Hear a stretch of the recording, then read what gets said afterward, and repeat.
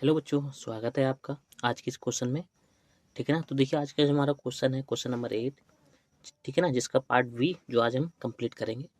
ठीक है ना। इससे पहले जो पार्ट ए था उसमें हमने देखा था कि वाष्पशील विलेय पदार्थ विलयन के लिए राउल्ट का नियम समझाइए। ठीक है ना।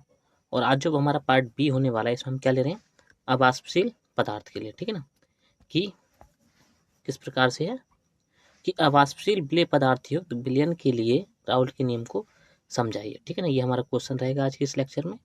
ठीक, और इसमें हमें क्या क्या लिखना है वो देखिए। ठीक, फर्स्ट पॉइंट पे हम लिखेंगे राउल्ट का नियम क्या है वो समझाएंगे हम। ठीक है ना, किसके लिए, अवाष्पशील विलेय पदार्थ के लिए।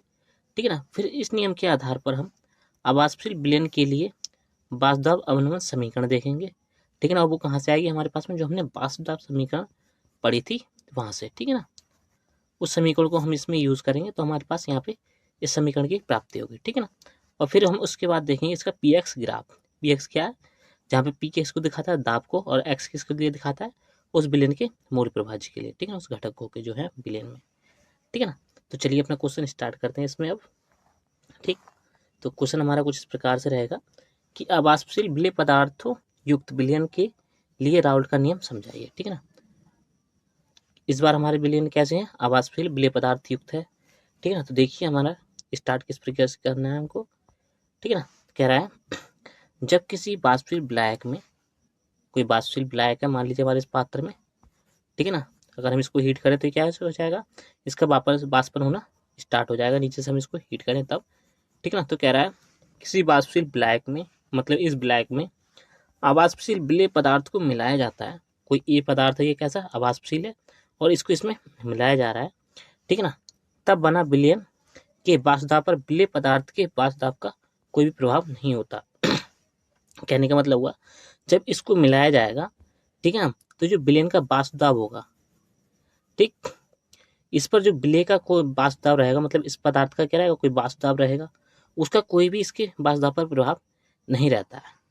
ठीक है ना, कहने का मतलब ये है, कह रहा है कि तब बना विलयन के वाष्पदाब पर। ठीक है ना, मान लीजिए इसमें मिल गया, ठीक, ये इसमें मिल गया, कुछ इस प्रकार का बन गया। ठीक, जैसे हम इसको वाष्पीकृत करेंगे, ठीक है ना, तो इसके वाष्पदाब जो है उस पर इसका कोई भी योगदान नहीं रहेगा, किसका, ए पदार्थ का। क्यों, क्योंकि ये अवाष्पशील है। ठीक है ना, जिसका योगदान रहेगा वो किसका रहेगा, केवल ब्लैक का। ठीक है ना, जो ब्लैक है केवल उसी का योगदान रहेगा। ठीक, चलिए आगे देखिए, फिर कह रहा है कि इस प्रकार के विलयन में ब्लैक का वाष्पदाब ही विलयन का वाष्पदाब कहलाता है। मतलब कि जो अवाष्पशील विलेय पदार्थों के लिए हम राउल्ट का नियम पढ़ते हैं, उसमें जो विलयन का वाष्पदाब होता है, ठीक है ना, विलयन का वाष्पदाब है, जो दाब है पी, वो किसके बराबर होता है, ब्लैक के वाष्पदाब के बराबर होता है। ठीक है ना, ये राउल्ट ने बताया किसके लिए, अवाष्पशील पदार्थ के लिए, अवाष्पशील जो पदार्थ है उनके लिए। ठीक है ना, फिर देखिए कह रहा है कि इस प्रकार के विलयनों के लिए, ठीक है ना, कहा इस प्रकार के विलयन में ब्लैक का वाष्पदाब ही विलयन का वाष्पदाब कहलाता है। फिर कह रहा है इस प्रकार के विलयनों के लिए राउल्ट का नियम, मतलब इस प्रकार के जो विलयन है उनके लिए राउल्ट का नियम क्या कहता है। देखिए कह रहा है किसी निश्चित तापमान पर, कोई निश्चित तापमान है, ठीक है ना, एक अवाष्पशील विलेय पदार्थ युक्त विलयन का वाष्पदाब पी, उस विलयन में शुद्ध अवस्था में उपस्थित विलायक के आंशिक वाष्पदाब पी नॉट के, ठीक है ना, यहाँ पे पी नॉट है, ठीक है ना, आंशिक वाष्पदाब पी नॉट के व विलयन में उपस्थित विलायक के मूल प्रभाज्य के गुणनफल के समानुपाती, या सॉरी गुणनफल के बराबर होता है। ठीक है ना, कहने का मतलब होता है क्या, हम एक बार फिर देख लें। ठीक है ना, कह रहा है एक पात्र है, ठीक, इसमें हमने क्या लिया, मैं थोड़ा इसको दूर करके बनाऊं ताकि आपको अच्छे से समझ में आए। ठीक है ना, तो देखिए कह रहा है यहाँ पे कि एक पात्र लिया हमने, ठीक, इसमें हमने ए को मिला रखा है, ठीक है ना, ए इसमें क्या है, डिजोल्व है। ठीक है ना, और हम क्या कर रहे हैं, एक निश्चित टेम्परेचर, यहाँ से हमने टी क्या किया, कांस्टेंट कर दिया, यहाँ पे एक निश्चित टेम्परेचर हम क्या कर रहे हैं, हीट कर रहे हैं।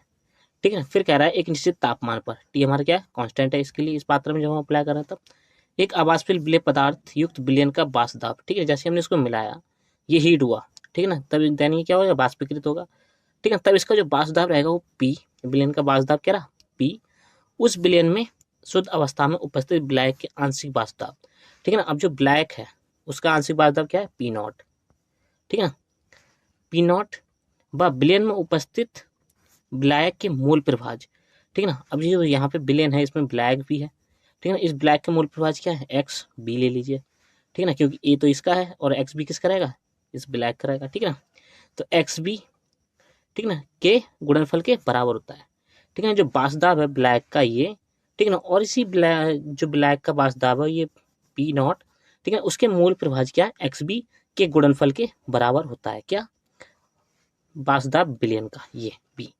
ठीक है ना। समझ में आया आपके लिए कि विलयन का बासदाब, ठीक है ना, एक मिनट, यहाँ से कह रहा है कि जो विलयन है, ठीक है ना, विलयन का बासदाब पी, ठीक है ना, उस पात्र में उपस्थित स्थिर जो तापमान है उस पर, ठीक है ना, ब्लैक के आंशिक बासदाब तथा ब्लैक के उसी विलयन में मूल प्रभाज्य के गुणनफल के बराबर होता है।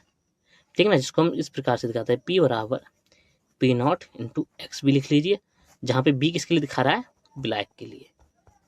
ठीक है ना। यह आप इस प्रकार से भी लिख सकते हैं। ठीक है ना। तो यह है इसकी समीकरण। जो राउल्ट का नियम जो था आवासशील विलय पदार्थयुक्त विलयन के लिए, वो यही है। ठीक है ना। इतना सा आपको केवल ये समझ लेना है, ये क्या है, विलयन का बासदाब, पी नॉट क्या है, ब्लैक का बासदाब, एक्स क्या है, ब्लैक का मूल प्रभाज्य। ठीक है ना। यह हम बोल सकते हैं मूल अंश। ठीक है ना। इन दोनों के गुणनफल के बराबर होता है क्या, विलयन का बासदाब। ठीक है ना। यह हम कह सकते हैं पी समानुपाती ब्लैक का मूल प्रभाज्य। ठीक है ना। चलिए फिर आगे देखिए, अगर आपको इतना समझ में आ रहा है, अच्छा लगा अब तक, तो प्लीज़ वीडियो को लाइक कर लीजिए और सब्सक्राइब भी कर लीजिए चैनल के लिए। ठीक है ना। चलिए फिर आगे देखिए, फिर कह रहा है यहाँ पे, माना ब्लैक का आंशिक बासदाब पी नॉट एक स्थिरांक है। ठीक है ना। मान लिया हमने क्या, जो विलयन जो ब्लैक था उसका पी नॉट जो बासदाब था वो क्या है, एक स्थिरांक, हमने इसको क्या मान लिया, कांस्टेंट मान लिया। ठीक है ना, एक स्थिरांक है, ठीक, उस विलयन के लिए।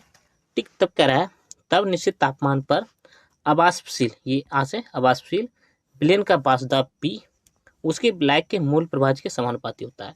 जैसे कि मैंने आपके लिए बता दिया, यदि हम इसको जो बासदाब है किसका, ब्लैक का, ठीक है ना, इसको नियत मान ले, हम स्थिरांक मान ले, ठीक है ना, तो जो किस तरीके से था, P बराबर P nought dot X B. ठीक है ना। तो ये जब ये स्थिरांक है, तो स्थिरांक है तो हटाएंगे तो हम क्या आएगा, सीधे समानुपाती में, तो P समानुपाती एक्स बी। ठीक है, जहाँ पे एक्स बी क्या है, ब्लैक का मूल प्रभाज्य। ठीक है ना। तो हम कह सकते हैं इसके अकॉर्डिंग कि अवाष्पशील विलय पदार्थों के लिए, ठीक है ना, राउल्ट के नियम अनुसार स्थिर तापमान पर, ठीक, कैसे, स्थिर टेम्परेचर पर, टी कांस्टेंट रहेगा हमारे पास। ठीक है ना।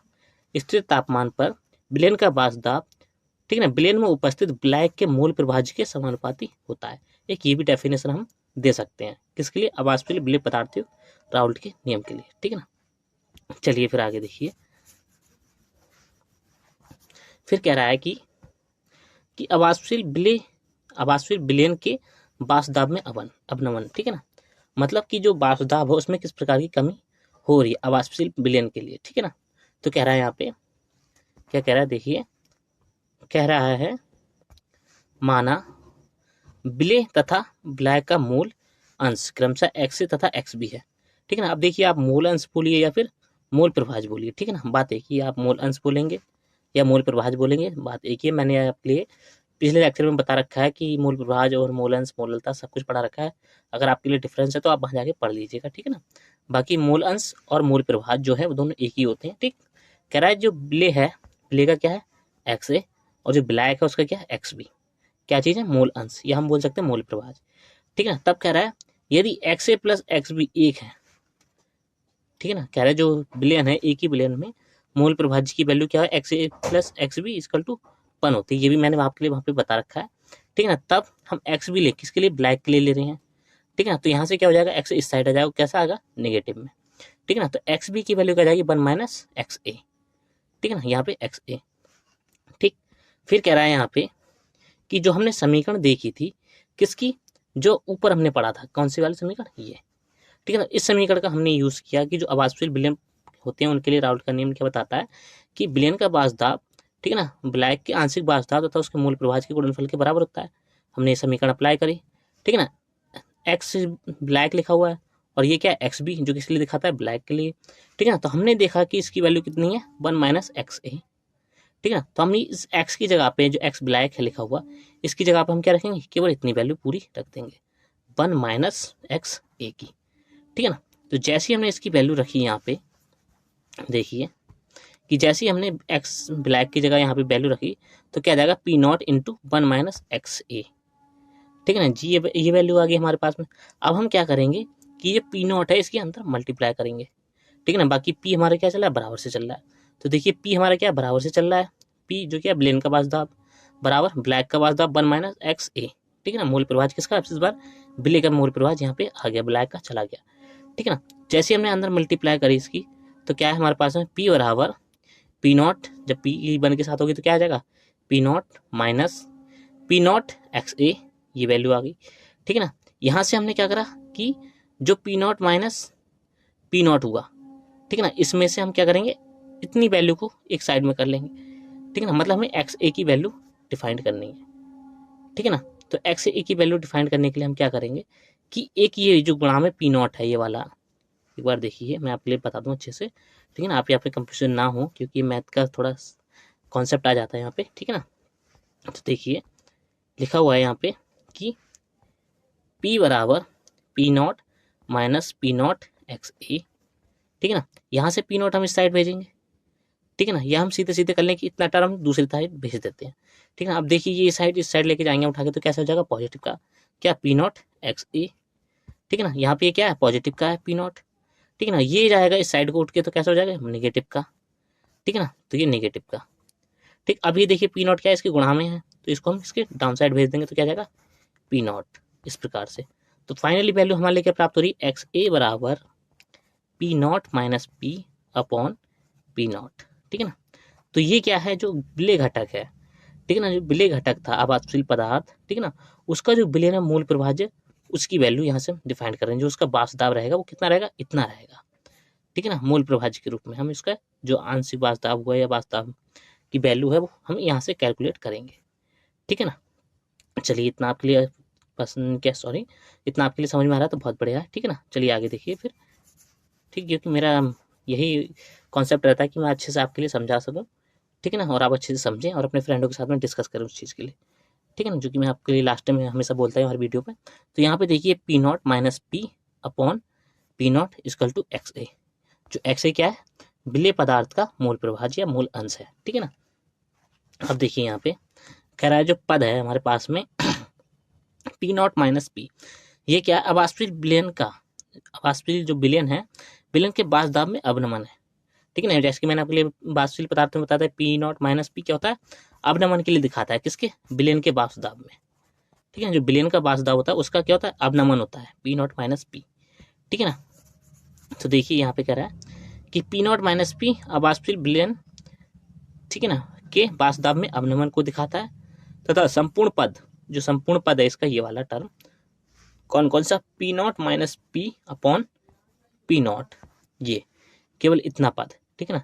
इतना पद क्या दिखाता है कि वाष्पदाब पी नॉट के सापेक्ष विलयन के वाष्पदाब अवनमन में वाष्पदाब अवनमन कहा जाता है। मतलब जो वाष्पदाब है ब्लैक का शुद्ध वाष्पदाब क्या है ये, ठीक है ना, इसके सापेक्ष विलयन के वाष्पदाब अवनमन को दर्शाता है, ठीक है ना। यह हम कह सकते हैं एक बार कि तथा संपूर्ण पद जो ये वाला पद है ये, ठीक है ना, P naught minus P upon P not को वाष्पदाब पी नॉट के सापेक्ष विलयन के वाष्पदाब में अवनमन कहा जाता है, ठीक है ना। जो विलयन है हमारे पास में एक्स ए के अकॉर्डिंग हम देखें तो हमारे पास विलयन का टोटल वाष्पदाब क्या है, ठीक है ना, वो ये पद है, ठीक है ना। और ये क्या दिखाया था विलयन के वाष्पदाब में अवनमन के लिए दिखाता है किसके सापेक्ष इसके सापेक्ष, ठीक है ना। तो इतना आप अच्छे से समझिए इस बात के लिए, ठीक है ना। फिर देखिए आगे कह रहा है कि इसके अकॉर्डिंग हम एक दूसरी डेफिनेशन जो है परिभाषा बना सकते हैं।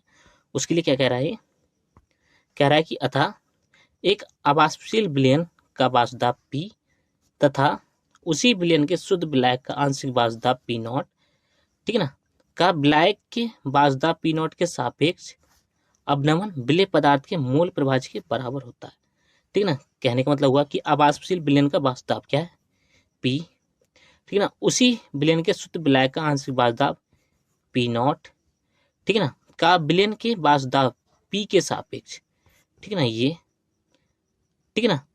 कह रहा है विलेय पदार्थ के मूल प्रभाज, अब विलेय पदार्थ के मूल प्रभाज क्या है एक्स ए, ये क्या रहेगा बराबर होता है, ठीक है। अब यहाँ पे देखिए जो क्या था विलयन का वाष्पदाब क्या है हमने यहाँ पे ले लिया, ये वाला विलयन का वाष्पदाब रहेगा हमारे पास में, ये शुद्ध विलायक का रहेगा माइनस यहाँ पे भी शुद्ध विलायक रहेगा और ये इस प्रकार से, ठीक है ना। तो मतलब ये जो हमारी पर डेफिनेशन यहाँ से बना रहे हैं हम, ठीक है ना।